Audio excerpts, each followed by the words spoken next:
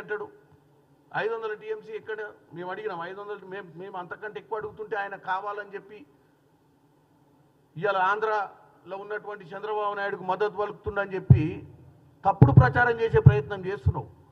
ఇవాళ నేను ఒకటే అడుగుతున్నా, ఏమని ఈ కృష్ణా జలాలకు సంబంధించినటువంటిది మీరు ఆ రోజు అక్కడ కడుతున్నటువంటి ప్రాజెక్టులకు కూడా రాయలసీమ ఎత్తిపోతల ప్రాజెక్టు విషయంలో పోతిరెడ్డిపాడు విషయంలో కూడా అక్కడ కాంట్రాక్ట్ల విషయం జరుగుతున్నప్పుడు మీరు అపెక్స్ మీటింగ్కి అటెండ్ కావాలన్న ఇంట్రెస్ట్ కూడా మీకు లేకుండే. ఇవాళ మీరు వచ్చి రేవంత్ రెడ్డి గారు కంటిన్యూగా గత 6 నెలల నుంచి మేము డేట్లతో సహా చెప్పినాం. ఏమని బన్కచర్ల ప్రాజెక్టు వాళ్ళు ఆలోచించినప్పటి నుంచి మనం పదే పదే ఇరిగేషన్ అదే మన సిఆర్ పటేల్ గారు జలశక్తి మినిస్టర్ గారిని కంటిన్యూగా టచ్లో ఉన్నాం, కంటిన్యూగా రిప్రజెంటేషన్స్ ఇస్తున్నాం, కంటిన్యూగా. ఎందుకంటే 3 అంశాలు అపెక్స్ మీటింగ్ ఒకటి, 2 రాష్ట్రాలకు సంబంధించిన వాళ్ళని పిలవాలి, గోదావరి బోర్డుని కూడా పిలిచి చర్చ చేయాలి, చర్చ చేసినాకనే నిర్ణయం చేయాలని ఇదే కదా చేసేది.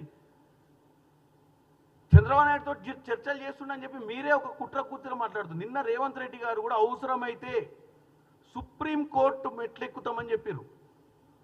ఒకవేళ జలశక్తిలో పరిష్కారం కాకపోతే, ఎందుకంటే సెంట్రల్ గవర్నమెంట్ ఏమైనా ఇప్పుడున్నటువంటి చంద్రబాబు నాయుడు గారి దోస్తీతోటి వాళ్ళు ఏమన్నా మనల్ని కన్సిడర్ చేయకుండా మన ఆలోచనలను పరిగణనలోకి తీసుకోకుండా ఏమైనా నిర్ణయం తీసుకునేది ఉంటే డెఫినెట్గా సుప్రీంకోర్టు మెట్లెక్తా అని చెప్పినటువంటి ముఖ్యమంత్రిని ఎట్లా తప్పుతో పట్టేయాలని చూస్తారు చెప్పండి మీరు తెలంగాణ ప్రజల ముందు. కేవలం మళ్ళీ అదే సెంటిమెంట్, ఉద్యమ సమయంలో ఉన్నటువంటి సెంటిమెంట్నే మళ్ళీ తీసుకొచ్చి తెలంగాణ ప్రజలను ఆ సెంటిమెంట్ భావజాలానికి తీసుకొచ్చి కాంగ్రెస్ పార్టీని తప్పు పట్టించాలనే ఉద్దేశం తప్ప మీలో ఏమాత్రం కూడా వాస్తవంగా మీరు తెలంగాణలో ఉన్నటువంటి నీళ్ల సమస్యను పరిష్కారం చేసే విధంగా కనపడతలేదు. ఎందుకంటే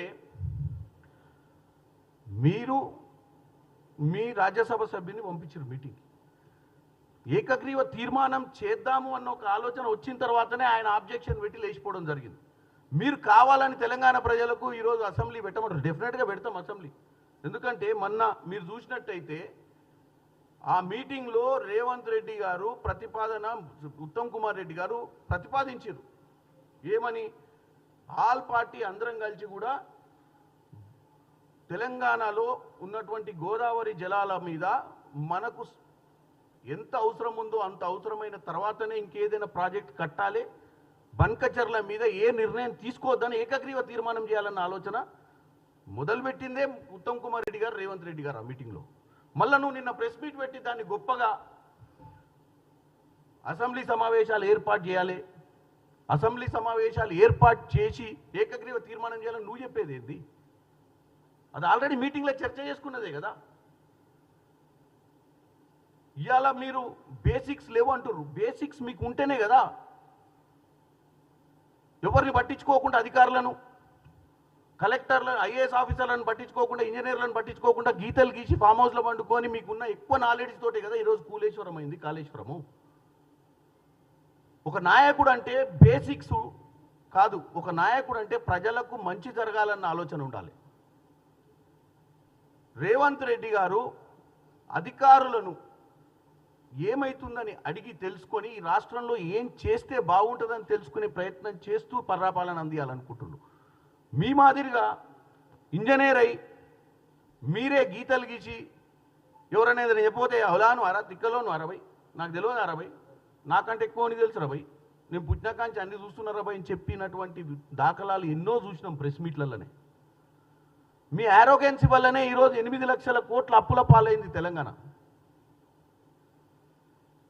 ఇవాళ గతంలో మీ హయాంలో జగన్ రెడ్డి గారు 2019లో జూన్ నెల 28న,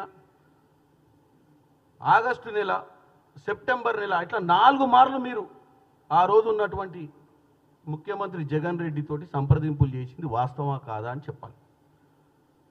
మరి మీరు 4 సార్లు జగన్ రెడ్డి తోటి సంప్రదించి మళ్ళీ ఆగస్టులో చిత్తూరు జిల్లాలో అప్పుడున్నటువంటి ఎమ్మెల్యే రోజా గారి ఇంటికి వెళ్ళి కూడా మీరు వాళ్ళ ఇంట్లో చేపల పులుసు తిని రత్నాల రాయలసీమ చేస్తా మనకు బేసిసాలే వద్దు, బ్రహ్మాండంగా గోదావరి నీళ్లు తీసుకొచ్చి ఇట్లా కిందికెళ్ళి తీసుకొచ్చి ఇట్లా కనెక్ట్ చేసుకొని మనం మీరు వాడుకొని మేము వాడుకొని రాయలసీమ దాకా తీసుకొస్తా అన్నది ఎవరు అనేది అలా చెప్పాలి. ఇవాళ మీరు తెలంగాణ ప్రజల ముందు రేవంత్ రెడ్డి గారు బంకచర్లకు ఓకే అని చెప్పినట్టేనా అని అడుగుతున్నావు. బంకచర్ల ఈరోజు వాళ్ళంతా ధైర్యంగా పోయి